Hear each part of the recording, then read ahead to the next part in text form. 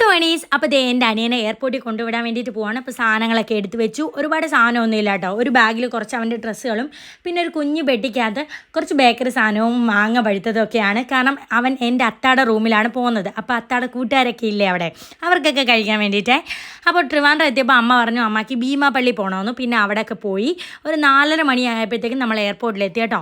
അപ്പോൾ എൻ്റെ അനിയൻ പോകുന്നതിന് വലിയ സങ്കടമൊന്നുമില്ലായിരുന്നു. കാരണം അവൻ എൻ്റെ അത്ത അടുത്താണ് പോകുന്നത്, അത്താടെ റൂമിലാണ് പോകുന്നത്. അപ്പോൾ എൻ്റെ അത്ത അവിടെ ഉണ്ടല്ലോ എന്നുള്ളൊരു ആശ്വാസമായിരിക്കും. അവന് വലിയ സങ്കടമൊന്നും ഇല്ലായിരുന്നു, കരഞ്ഞൊന്നുമില്ല. അപ്പോൾ എൻ്റെ അമ്മയും കൂളായിട്ട് നിന്നു. ഞങ്ങളെല്ലാം സന്തോഷത്തോടെ യാത്രയാക്കി. പൊന്നൂസിനെ മോണ്ടനെ വിചാരം ഇതാണ് ഗൾഫ് എന്നാണ് കേട്ടോ. എപ്പോഴും നമ്മൾ ട്രിവാൻഡ്രത്തൊക്കെ വരുമ്പോൾ പറയും അത്താടെ ഗൾഫ് ദേ അവിടെ ആണെന്ന്. എയർപോർട്ടിനകത്തേക്ക് അവർ കയറിപ്പോയാൽ അതിനകത്താണ് അവരുടെ ഗൾഫ് എന്നാണ് അവരുടെ വിചാരം കേട്ടോ. അതിനപ്പുറത്തെ ഒരു ലോകമുള്ളത് അവർക്ക് അറിയില്ലല്ലോ. സാധാരണ പോകുന്ന സമയത്ത് എന്നെക്കാളും ബഹളവും കരച്ചിലും അണ്ണനായിരിക്കും. അതൊക്കെ ഓർത്തപ്പോഴേ എനിക്ക് നെഞ്ച് പടച്ചോട്ടോ. ആദ്യമായിട്ട് എന്തായാലും എയർപോർട്ടിൽ ഒരാളെ കൊണ്ടാക്കിയിട്ട് കരയാതെ